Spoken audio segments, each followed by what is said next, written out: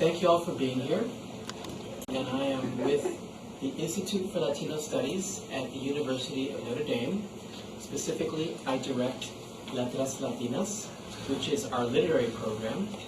And our bread and butter are partnerships. So we are very happy to be collaborating with the American Women Writers National Museum. I had the pleasure of meeting Janice a year ago at the Library of Congress event, and we've been talking about collaborating since then.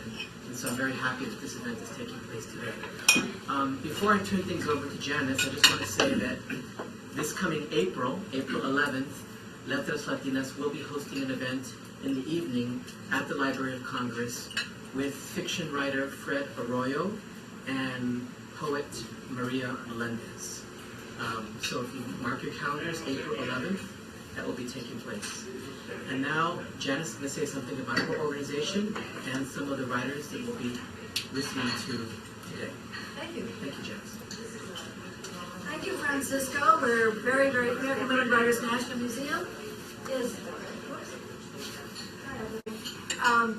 I'm Janice Law with the American Women Writers National Museum. We're very happy with this partnership we have with Francisco Aragon's organization for our program today, Latina Poets. And a little bit about American Women Writers National Museum. Sorry, Christiane, you can edit this. Somehow the story was not. American Women Writers National Museum I founded a year ago in Washington, D.C. to honor our great American women writers. Women buy 70% of the books sold in America, yet there was no national museum to honor our great American women writers. So I established that museum, and we're going to celebrate our first anniversary next month. We're having the curator of the First Ladies exhibit at the Smithsonian is coming to our celebration. We're very glad to have you all here today. And we're here today to celebrate Latino poets. And the format's going to be as follows. Our featured guest is Rachel Eliza Griffiths. And I'm going to introduce Rachel first. And Rachel's going to have 20 minutes to speak and to read her poetry. Then in order, I'm going to introduce our other great poets one by one, and we'll hear from all of them. And each of them will have 8 minutes. We're sorry about the small time, but that's what we agreed on, and we wanted to present as many poets as we could. Rachel Eliza Griffiths is a poet and a photographer. She received her MA in English Literature from the University of Delaware and the Master in Fine Arts in Creative Writing from Sarah Lawrence College, where she teaches now. She's the recipient of fellowships including the Provincetown Fine Arts Work Center, Cave Canem Foundation, Vermont Studio Center, New York State Summer Writers Institute, and other major fellowships. Griffiths appeared in the first ever poetry issue in Oprah's O magazine as a new emerging poet. Her literary and visual work has been widely cited in magazines and journals, including the New York Times. She's currently working on a film project, a series of interviews with more than 50 contemporary poets. She's the author of Miracle Arrhythma. Is that right, Rachel? Miracle Arrhythma, The Requited Distance, and the chapbook Memoria Memoria. Her recent full-length collection, Mule and Pear, was selected for the 2012 inaugural Poetry Award by the Black Caucus American Library Association. When I was reading Rachel's beautiful, beautiful work, I came across this quote, and it seemed so appropriate for the American Women Writers National Museum. This is Rachel. I have been and continue to exist in the presence of a great history and legacy of women. I have been fortunate to have all sorts of women, dead and living, real or fictional, challenge, support, praise, haunt, protect, question, and love me. And so my first question to Rachel is, how have women influenced your writing, Rachel? How do you draw from these great women icons? And then if you would please read from your poetry and say anything else to us that you would like. Please come on up to the podium. Thank you.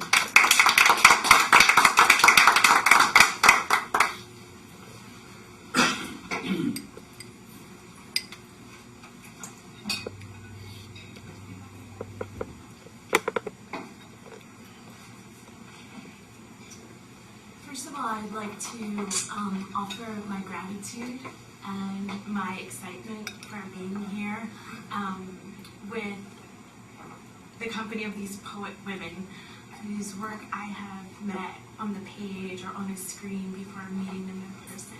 And so I'm really grateful to be reading in the company of them. I'd also like to thank Francisco Aragon and just offer my admiration and praise of not just Latinas, and my gratitude to Janice, who I met last spring at the Princeton Club when they were honoring Toni Morrison and Joyce Carol Oates into the Hall of Fame, and we had a great time, and now I'm here and just grateful to be here with all of you. I briefly want to say it was funny that we were speaking just now. Hi, come in. Oh my goodness. Hello. Hi, how are you?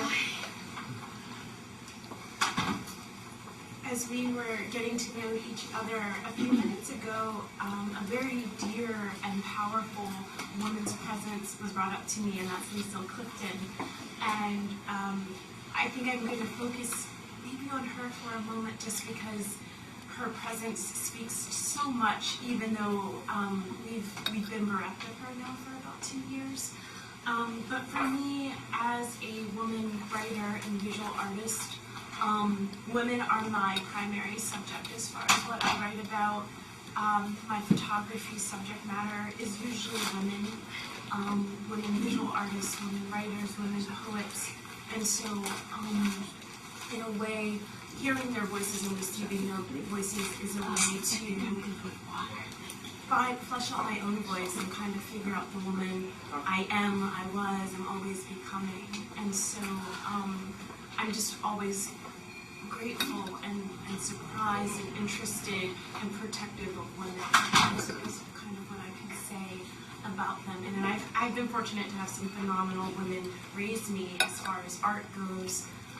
Art mothers, as well as women in my life, grandmothers, great-grandmothers, aunties, friends of family.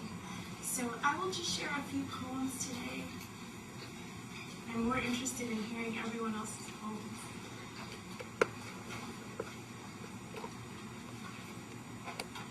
I'm going to start with the first poem from my collection, Mule and Pear. Mule and Pear is actually a collection of poems that focuses on women characters in literary novels. And so the title of the collection itself comes from Zora Neale Hurston's novel, Their Eyes Are Watching God, which presents this tension of women, particularly women of color, whether you are the pear, you're the exotic, you are the sensual, you are the desired thing, or you're the mule. And so the book plays around with literary characters who inhabit that space and also transcend it. Mercy does not mean thank you.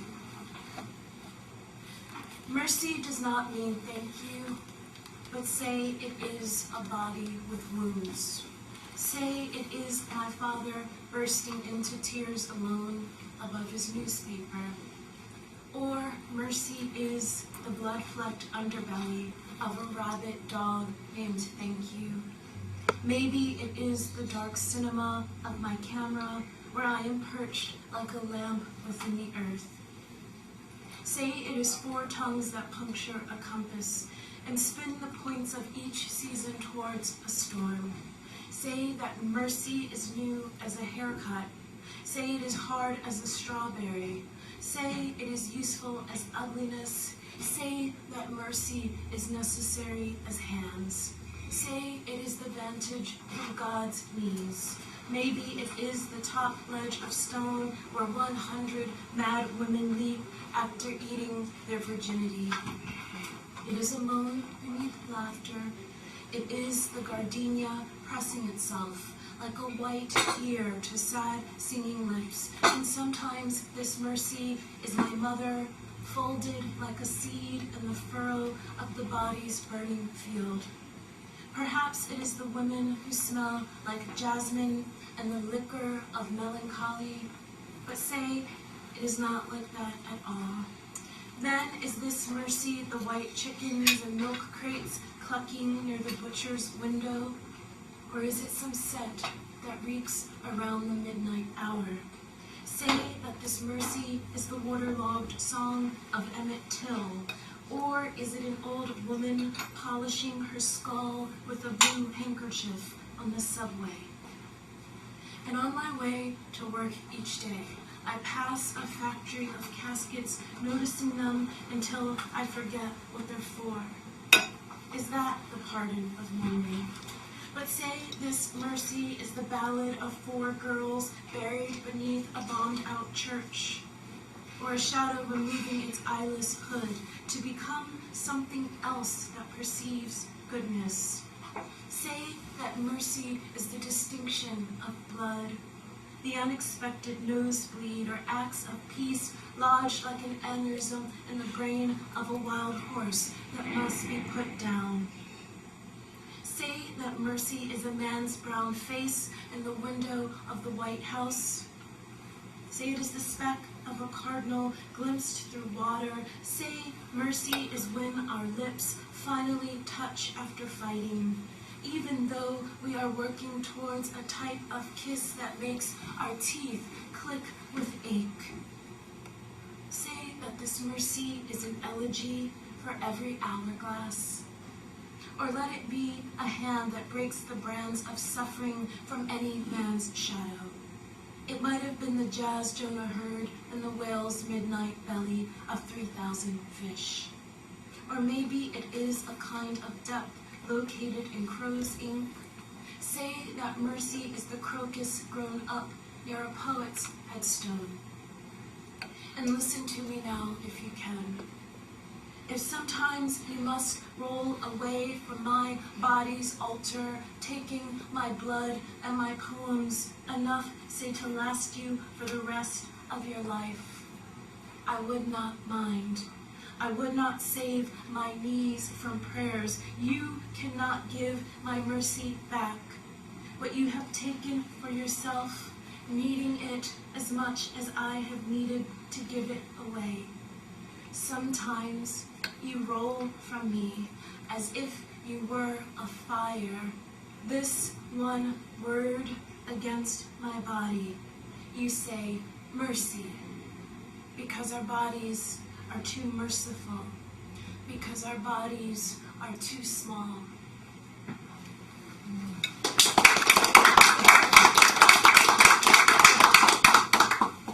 The woman and the branch.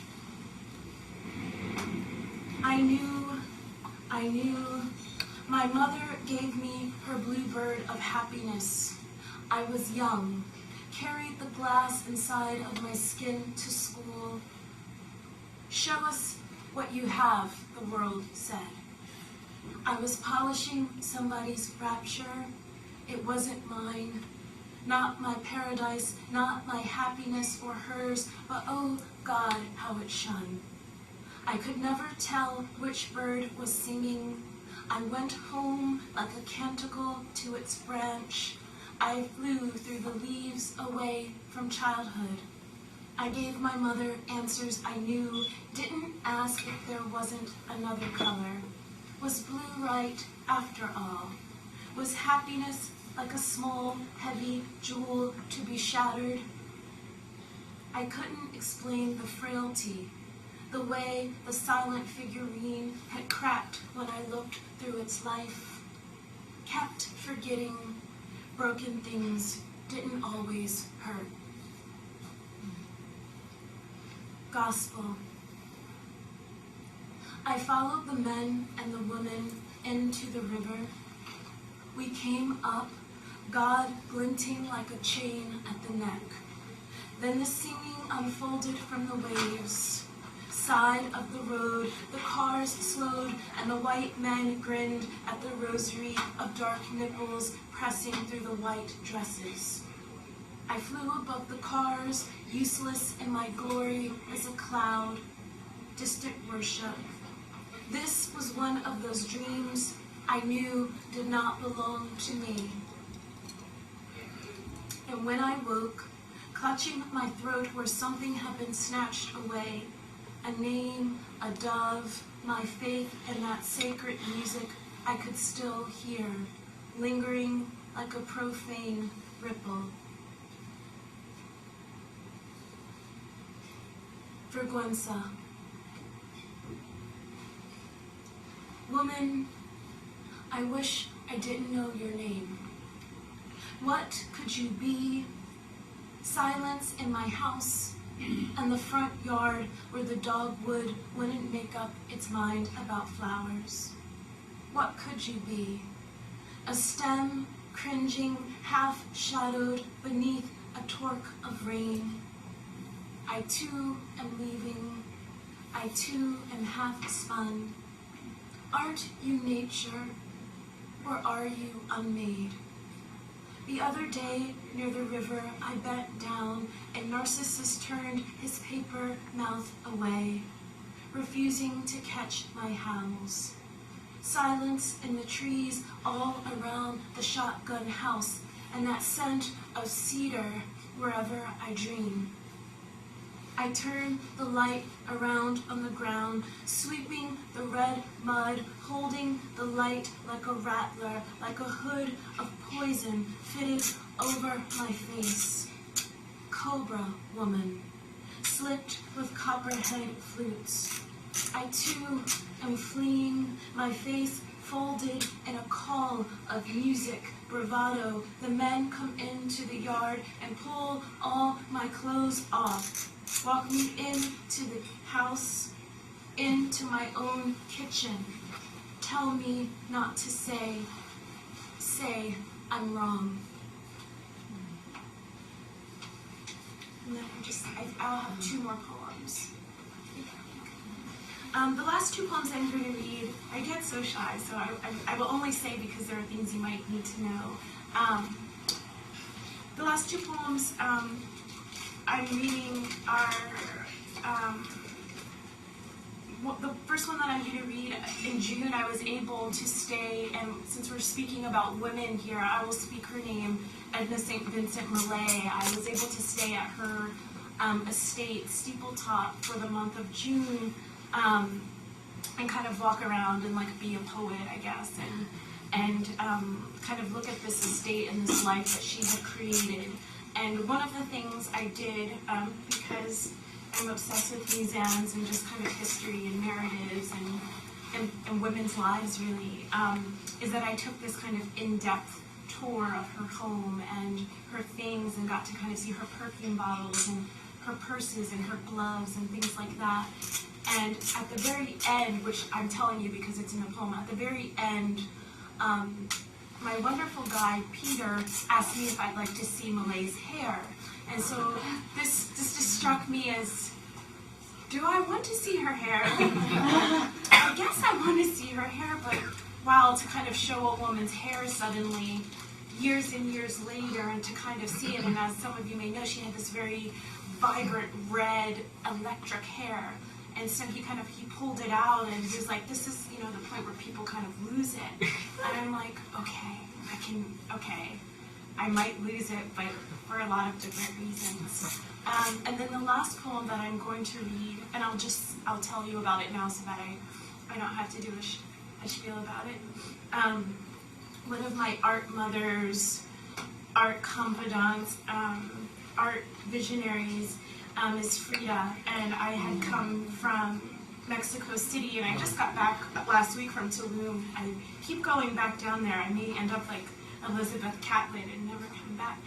But there's a photograph of Frida where she's in traction, and the photographer Nicholas Murray took this photograph of her. They were lovers at some point, and there's this kind of unadorned Frida, and while there is pain, there's so much more there. And as a photographer, this is an ekphrastic poem about that particular photograph, kind of looking beyond the way that we ornament who we are in a certain kind of way. Also in the Steepletop poem, Tracy, I say Tracy in the poem, and that's the poet Tracy K. Smith, a dear sister poet of mine, and if I say Edna, that's Millay. The Reckoning of Relics, Steepletop 2012.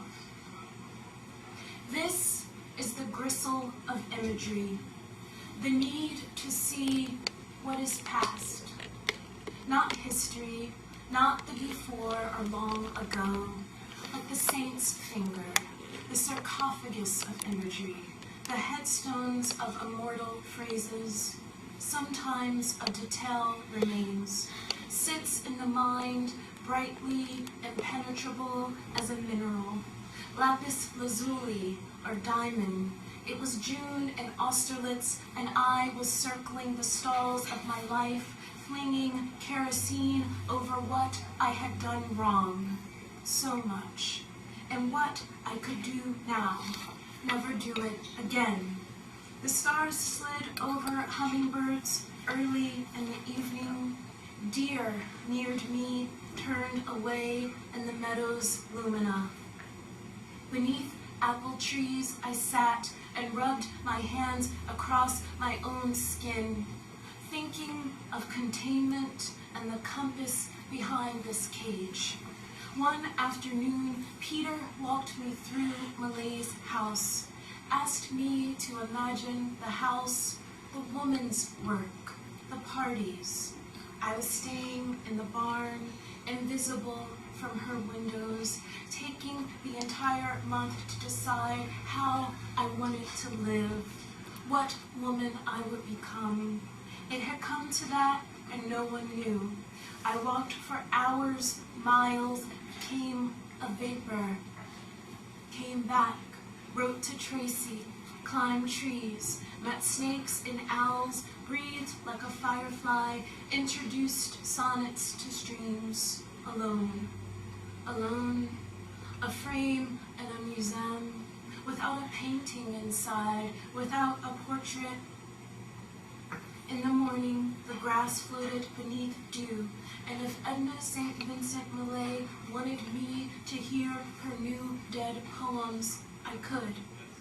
The listening saved me. Even when my ears bled and my heart leaped, I stood at the window in my own head and looked out at the loping black bear, the pinions of black crows, the thickets of youth flattening beneath my whispers. Upstairs, Peter held his palm out to me, the hush and eternity of a dead woman's curls, faded with threads of red. Self-traction. They pull the woman up in her bed. The bandages clasp her face in white. They pull her legs down because she is trying to fly. Beneath the bandages is the failure, skin, lust, longing. They pull the woman up in her bed. Moonlight outwits the lamps in her eyes. They pull her legs down, pull her dress down, pull God out of the folds of her skin. They do not let her thoughts move her head. Her tears ferment rain. They pull the woman up in their bed. Beneath the gauze, starlings swivel against the current of any elegy. A cardinal lost in the hive of language, unrecognizable as breath. This song has no pain, but screams anyway. They place a stone between her teeth, dare her to bear down on black roots and shatter. In silver pain, she screams. They push her body to the edge of the bed to study their incisions. It is a wick, the body they want to drag through fire, fame, effigy. They pull the woman up in her bed, not liking her sounds because she is free. A mind is a socket in lightning when it flies, I said. They pull the light out of her skin, pull the lilac out of her skull, pull the poems wet and writhing out of her, wringing the body in opposite directions until this line is perfectly straight. Thank you.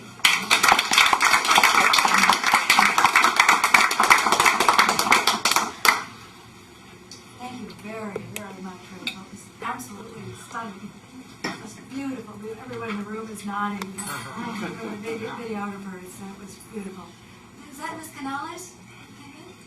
No, I'm Melinda Machado from the Melinda National Museum Machado. of American I'd History. like, would you stand up? Come on Sure. up, Melinda, for a minute. Come on up, please. We have a special guest today, Melinda Machado, who I've only met on email. Yes. But anyway, Melinda is helping me next month with our program, our first anniversary program. And Melinda is publicity director? Director of Public Affairs. Director of Public Affairs for the National Museum of American History. So we're the home of the Star Spangled Banner, the Ruby Slippers, and the First Lady.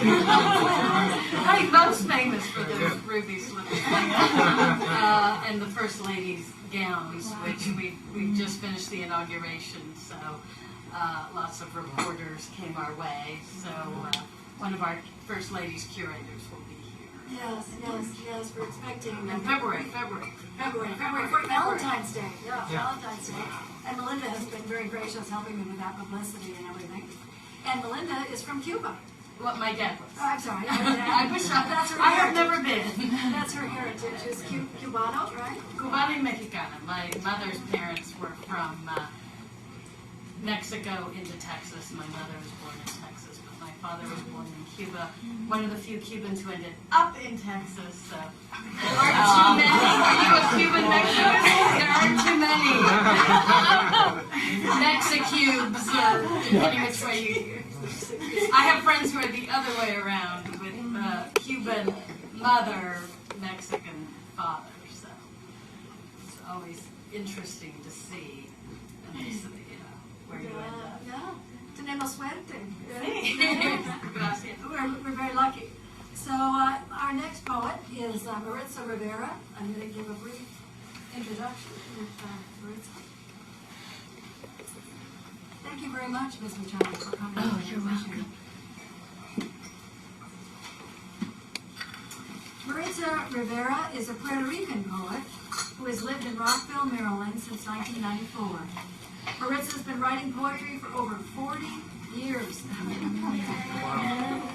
has been published in literary magazines, anthologies, and online publications. She founded the weekly Mariposa poetry series in College Park, Maryland. She's been a poetry editor for Word Rights magazine in Washington, D.C., a judge for poetry contests and competition. She's the author of About You, a collection of poetry for women and the men they love.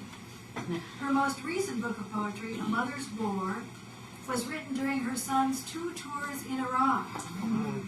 Maritza is a longtime supporter of Memorial Day Writers Project.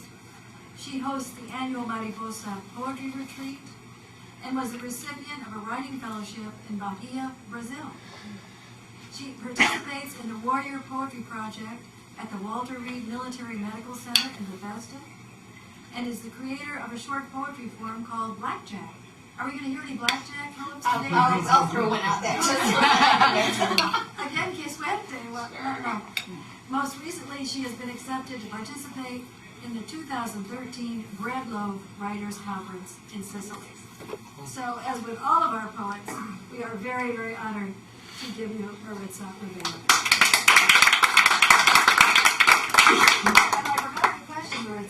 I know. I wasn't going to say anything, but oh well. Before you read your poetry, tell us what inspires you to write poetry, or what has inspired you. What's the core of your inspiration from poetry? I think my inspiration is just life itself, what I experience, what I see. I think I process everything viscerally, and it just comes out. And hopefully the things that I read demonstrate that.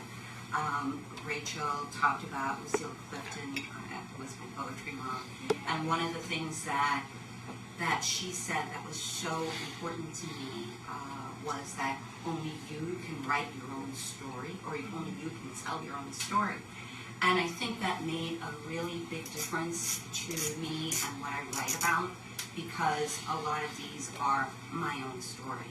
And so on that note, what I'll do is I'll I'm going to read some of the poems that I'm going to be working on a project in Sicily called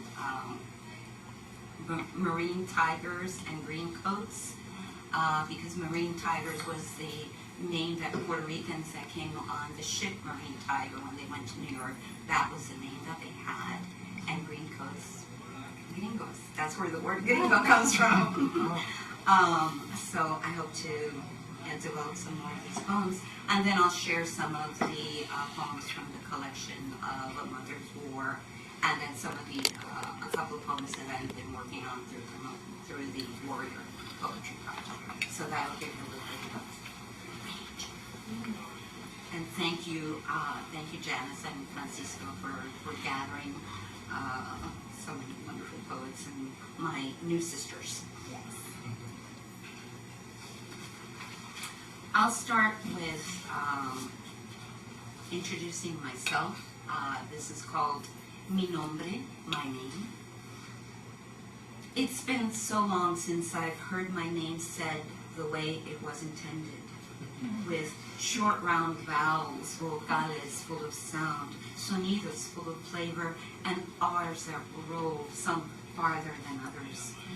With solemn hellos that ask for bendiciones, blessings from the elders, and boisterous goodbyes from too many children, primos, nietos, and neighbors, vecinos, grandchildren, and cousins.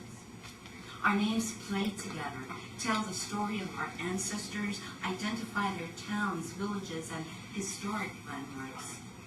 Maritza, Rivera, Rosario, Torres, Mendez, Sanchez, Ayala, Sayas, Cruz, my parents, grandparents, and great-grandparents stopped at the checkpoint where they asked my name. I lived a little while in Marana, which is southwest of Tucson, and that was one of the experiences driving back to Maryland. I like to honor my ancestors with some of my poetry, and this is Abuela's Sunday soup, a long tradition of having soup on Sundays. Abuela could snap a hen's neck in seconds, then dunk the bird's carcass into boiling water, pluck away the wilted feathers, exposing goose-bumped flesh ready for dissection. After a quick incision, her bare hand would fish into the warm cavity to extract unlaid eggs nestled inside. These were the prizes that would float atop a pot of her Sunday soup and crown the bowls of her hungry grandchildren. Poetry and memories are made this way, one meal at a time.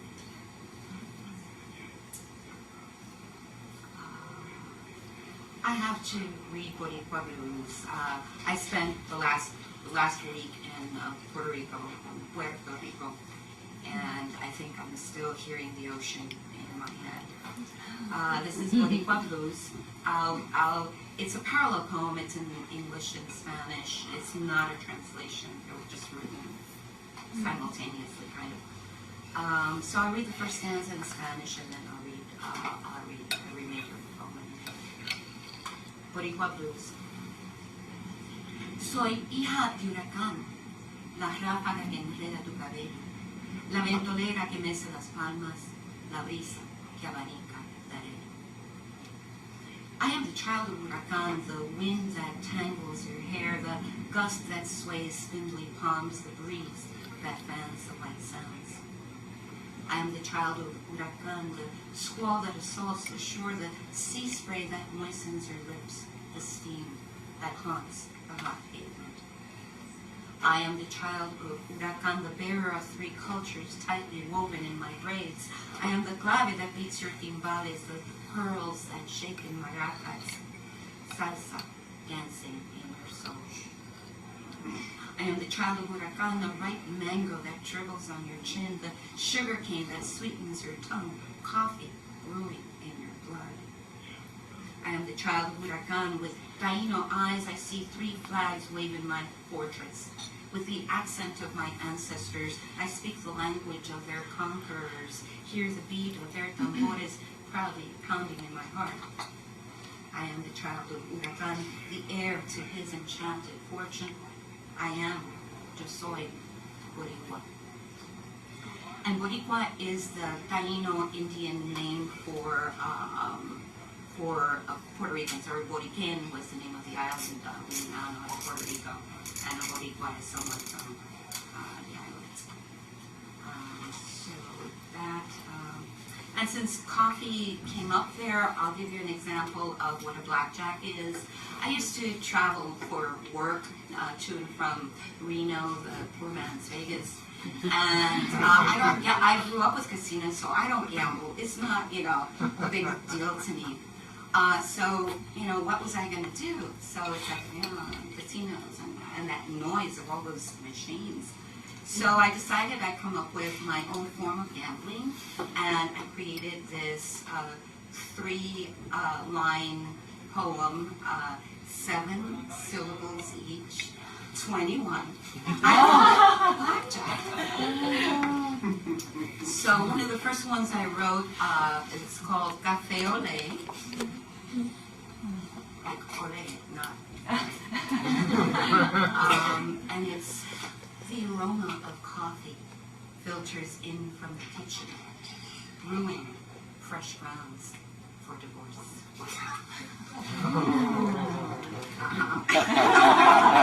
So you can have fun with them if you want to try it.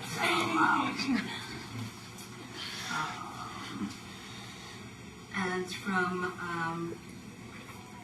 from the Warrior Poetry Project, I have 3 poems, and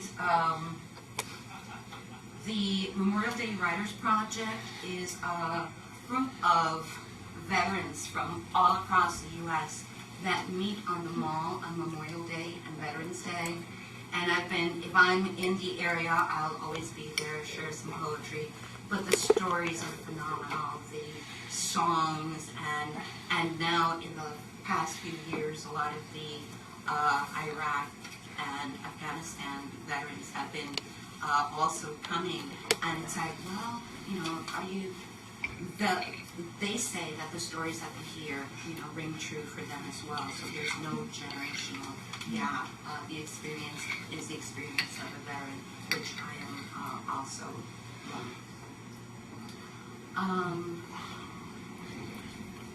I'll start with witness. There is nothing casual about casualties of war. It is serious business deciding which of the wounded get medevaced or left behind on the battlefield. It is not the ones with the most serious of injuries who are transported elsewhere for treatment, but the ones with the best chance of surviving them that make the trip. There's nothing we can do. Try telling this to a fellow soldier about their buddy in arms whose last letter they have safely tucked away just in case. Try telling their mother, father, sister, brother, son, daughter, or spouse that someone else's mother, father, sister, brother, or spouse was picked instead. No one envies the medic who must make this choice, but sometimes even the chosen don't survive their journey home. This next poem is called Walking Wounded, and this is a poem that will be appearing in O.0.30, which is a publication of the Warrior Poetry Project. Walking Wounded. I used to dance and carry your weight effortlessly across the ballroom floor. I used to walk the distance of your gaze, keep cadence when you march, kick a soccer ball past the goalie, score winning runs, dash to the finish line. A bullet whispered your name before you heard the shot, before you felt its sting. When you regain consciousness, I will be like a ghost of searing pain, reminding you of how it felt before the lights dimmed. In time, I will be replaced by a robotic facsimile that will never tire as I once did. You will walk and run and dance again without my support, and wonder what became of me. Now I lay me down on a heap of other amputated limbs, a mangled mess of bone and blood and skin. missing the flex of your muscles. And the last one, I swore it would be the last poem I would write about the war and all of that after my son was home safely. It's about 3 months after he was discharged. Again, some of his buddies got enticed to go back to Iraq, and one of them who had my son's last letter, and my son had his last letter. 3 months afterwards, my son found out that he had been killed. So I consider myself very fortunate because I could have easily been on the other end of that last letter. So this is called Semper Fi. After 2 long tours of dreading late-night phone calls, the unexpected ringing of doorbells and daily mail deliveries, I received our son's last letter and have been staring at it for hours. I swear I can hear it ticking like the roadside bomb that took his life, or is that my heart throbbing? His friends will gather at a bar somewhere, toss back 3 shots in his honor, while my tears smudge the squiggly handwriting on this letter that I wish had never arrived, that I wish had never been mailed, that I wish had never been written by our son. So that's a little bit of my inspiration. Thank you.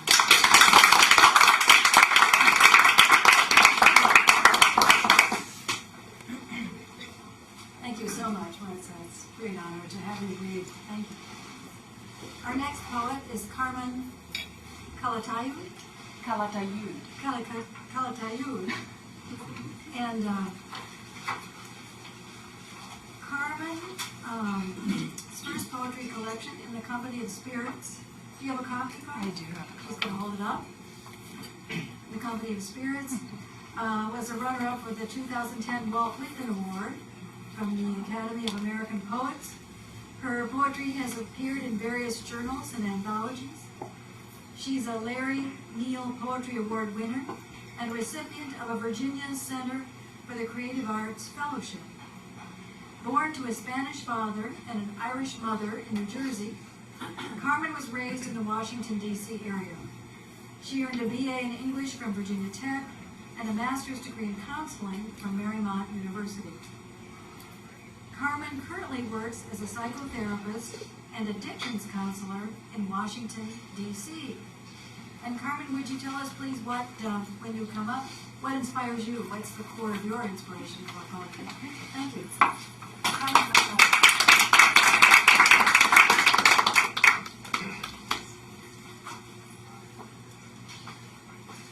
thank you all for being here. It's a real honor to read with Rachel and with Maritza and Neida. And thanks again, Francisco and Janice, for bringing us all together. What inspires me? I don't know that I have that much different to say than Rachel has already shared or that Maritza has shared. Certainly, women poets, women writers, women artists continue to be a huge inspiration. But also just telling my own life story and telling the story of my family, of my ancestors, and certainly of world events and what I see as many injustices in the world. Those kinds of things make their way into my poetry. I'm a moderator, a poet moderator for a group on Facebook called Poets Responding to SB 1070. And SB 1070, if you're not aware, is the Arizona state law that was passed in April 2010 that essentially legalizes racial profiling. Maricopa County Sheriff Joe Arpaio has been brought up on numerous civil rights abuses, and And the sad situation continues there. But the good news is that many people are speaking out, and some of those people are poets and writers and artists, as always, who are behind social justice movements. So if for some reason you are on Facebook, you can visit our page that gets anywhere from 6,000 to 8,000 hits a week. Poets responding to SB 1070, and we take contributions of poetry from anybody who needs to submit. So on that note, I would like to begin with a poem about a woman crossing the border and what that experience might be like for her. And this poem is called Border Ghost of Sonora. In this corner of the desert, she has already died. I pick up her broken mask, promise to glue it together again. My mother roams the border, floats between countries she thought would share her heart. My pillow saves the dreams the dead have weaved, banking on milagros. I have a monsoon wish. Let the rains wash away the boots of the border patrol, so they step in flooded sand. Because I am tired of la migra, who walk with feet of rock, who make me think that God is a wolf in the night. I string silver beads, still believe in resurrections. I get phantom pains where the barbed wire cut my mother's arms. My hair has grown into a broom. It sweeps away the blisters, drags along my washgun hope. Café con leche keeps me awake in case of visions de mi mamá. She dreamed of dinner time, but I'm not hungry anymore. I listened for her whisper. It sounds like purple silk.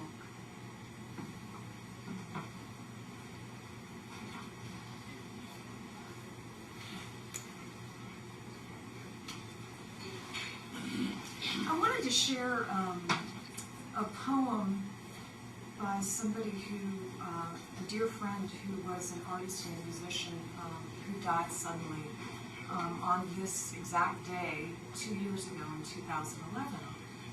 And his name is Michael Hughes. And I think the poem will just speak for itself. And it's called Low Rumble for Michael Hughes, 1959 to 2011. There's no hiding from your empty bed. Your carcass is gone. Your spirit airlifted by the last chopper. Across the way, a doctor tries to siphon gas from your brain. He prays to your body for answers as he writes the autopsy report. His science no match for the machinations you morphed into Rocket Man art. Sell the watch. Sell the clocks. I don't care what time it is anymore. Your heavenly destination waits, but I refuse to mail your dust. It's been weeks since you made your way out of this world. I bet you're sitting in Emerald City with a frozen drink in your hand, telling jokes to the Wicked Witch. You know I kept hoping that you would choose the right pills and pop them at the appropriate times. Big flyaway moon, that's you. Pieces of comet tail trail off after you've gone. Chunks of stars break, and I imagine them chasing you through the sky. In another world, the helicopter that carries your spirit lands next to the pyramids. 1,000 camels cross the sands. Their low rumble reminds me of you.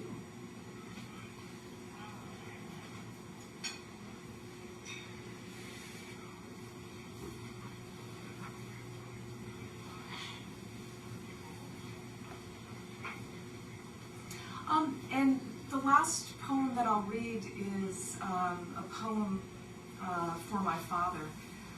Both of my parents survived wars. My father survived the Spanish Civil War. My mother survived World War II. So in my work as a psychotherapist, I have come to learn and understand that trauma and the damage to the nervous system is certainly handed down to us generation after generation in physical and mental and emotional ways. So this poem hopefully honors my father's experience. To my father Juan, who thought there was a war to end all wars. Valencia, Spain. The soldiers took your Tío Rafa, dragged out of bed and shot in the street, the Franco way. The Generalissimo in my dreams sucked away your soul when they killed Rafael. You and your friends played soccer around the bodies. Death was a daily smell, and the sound of mothers who screamed like hyenas hung in the air. All of this wasn't ordained by the Holy Ghost, but an angel grabbed you by the cojones and told you to go on. Now you are gone, and I am sleepless inside this cave. I can't see heaven, but sometimes feel its contents squirm. It is wise to ask, who is my guide during these wicked times? Archangel Michael sticks his finger down my throat, and now I have to tell your story. Your country absorbed the chaos. You passed it on through your chromosomes, and I have this DNA of atrocities. You didn't mean to thrash out your life, but there was the hurricane of war, and nothing to barter for food. Boxes of blood-red oranges crushed in the street. Your face purple with rage. I know you are wondering, how is it that Franco and George Wallace are still alive and still find ways to run this world? At every turn, you thought America would make sense. That hoarding canned food in the basement would save us all. I don't blame you. Now all that's left is to take what you told me and transmute it for others. And yes, they have to eat it, because this memory is all I can serve. Thank you so much.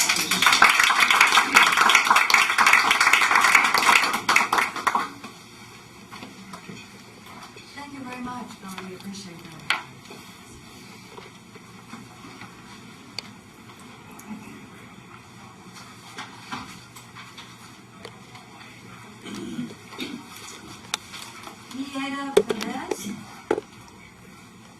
Neida Perez is from Colombia.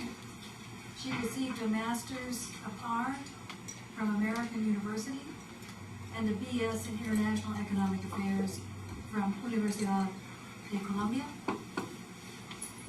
She has participated in international poetry festivals and has been a board member for several organizations, including Para Eso la Palabra, a nonprofit organization for the promotion of Latin American arts in the Washington, D.C. area.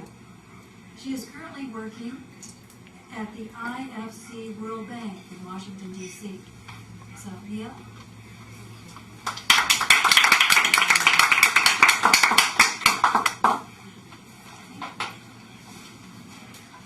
Thank you very much, Benson. Thank you very much, Francisco. It was a very nice pleasure to see you again today, even though when I saw you, I didn't recognize you. We had worked together before in an event that we had, Perez la Palabra. Just to clarify, Perez la Palabra, I'm not part of that organization anymore. Oh. It gave me pleasure to be part of it when I was. And it is an honor for me to be with you, to meet you, and to be with these great poets also from Washington, D.C. Thank you very much to all of you for being here.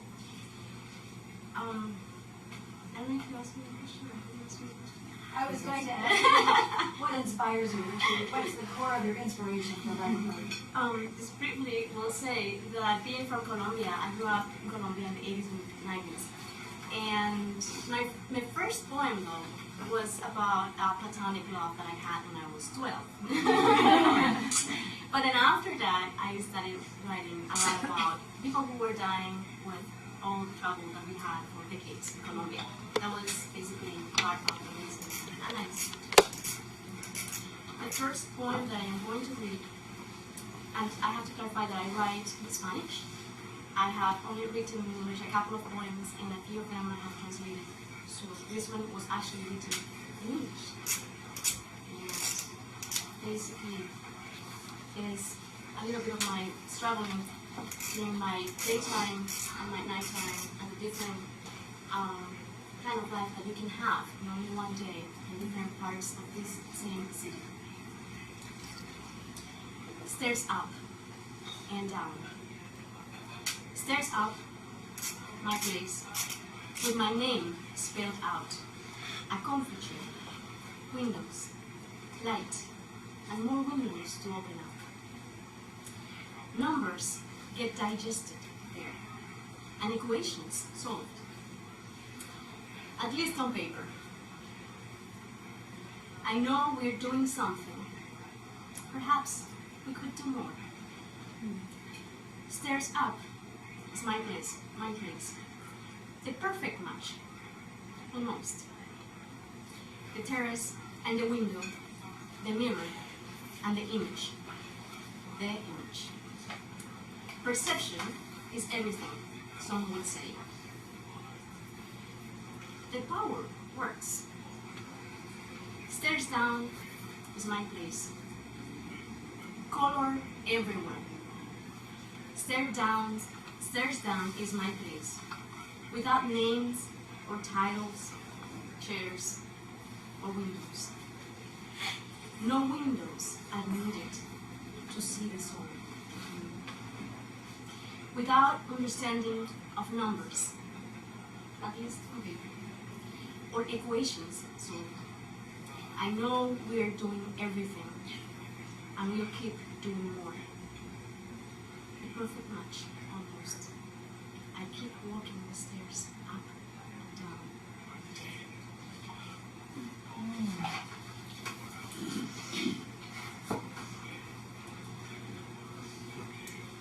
This one is also, this is in Spanish, I'm going to read in Spanish first.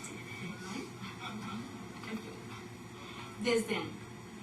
Te me escondes, vida mía, bajo las carentes cobijas de mi pueblo y de mi gente, bajo el hambre compartida por los pobres y el frío apaciguado con el boxe. Te me escondes, vida mía, en las cadenas de los muchos secuestrados, en el detonador de la bomba que ahora estalla, en las manos de ese niño que los roba. Te me escondes, vida mía, en los huesos fríos y sin calcio del espíritu solitario que hoy divaga. Te escondes, vida mía, en la lágrima que derramo por los muchos que sufren mientras yo no hago nada. The translation is, there are almost always 3 words in every single point that I translate or someone else will translate that I can't pronounce. So, scorned. You conceal me, life of mine, under the lacking rich titles of my village, under the cloaks of my people, under the sheer famine of the poor, and the cold streets unchained, pacified by nothing here. You conceal me, life of mine, in the chains of the many kidnapped, in the detonator of the bomb that now explodes, in the hands of the child that steals from us. You conceal me, life of mine, in the cold and osteoporotic bones of this solitary spirit that now freezes. You conceal me, life of mine, and the tear that I spill for the men who suffer while I do nothing. Thank you very much. Very, very beautiful. It's been such a real joy to have you all. It's just fabulous, fabulous event. Anybody have questions for any of our poets? Anyone want to ask any of our poets a question? Anybody? Okay, well then we'll conclude, and please stay for lunch. It's a free lunch. They always say there's no free lunch, but there really is. So feel free to help yourself to the buffet, my treat, and we'll conclude that. But thank you so much, everyone, particularly Francisco, and of course all poets. Thank you. Gracias. I have a question. Yes. On the Semper Fi, it must be really difficult to wrestle with the emotions of my son's here, but his friends not. And I guess, I don't know, as a poet, like, where do you get the courage to approach something like that? It's, you know, it's guilt joy. It's guilt joy or something, right? It took me a really long time to be able to read any of those poems because I couldn't get through them without choking up. And still, you know, I changed it from, originally the poem was written my son, but I didn't want it to be personalized, and so that I intentionally changed it to our son, because I think that they're all our sons and daughters, and part of, I guess, my mission is to keep the war alive for those who may not be as directly affected, because it's not a reality for the majority of people. But I thank you for bringing that up. It was very, very difficult, and I can read them now, but I still feel that intensity because I am working with, you know, other sons and daughters as well, and I see the pain, but not too many other people. Good for you, and points well taken, you know. Any other questions for our fabulous poets? Anything else? Okay, well, as I said, go ahead, take advantage of the buffet. There's a hot buffet and a salad buffet, and it's right out here, so please help yourself. Thank you again so much, everybody. Are you